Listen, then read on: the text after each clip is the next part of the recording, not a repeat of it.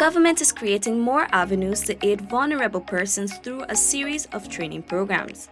This was revealed when the $30 billion budget of the Human Service Ministry was scrutinized on Tuesday evening in the Committee of Supply of the National Assembly. Human Service Minister Dr. Vinaya Prasad, while defending the allocation, noted that the sum will include training employees as well as persons in various communities. We will be training foster parents, and the number of persons intended to benefit will be 50 persons.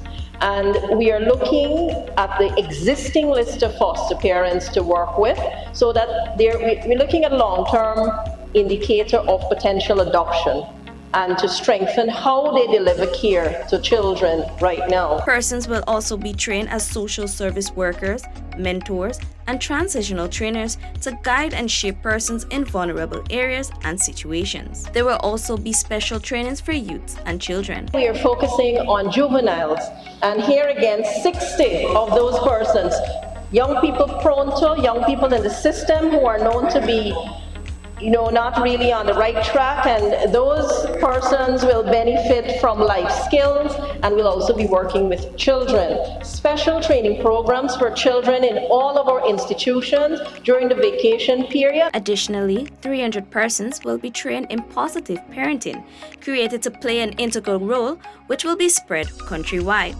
The budgets for all programs under the Ministry of Human Services and Social Security were subsequently approved and will form part of the budget.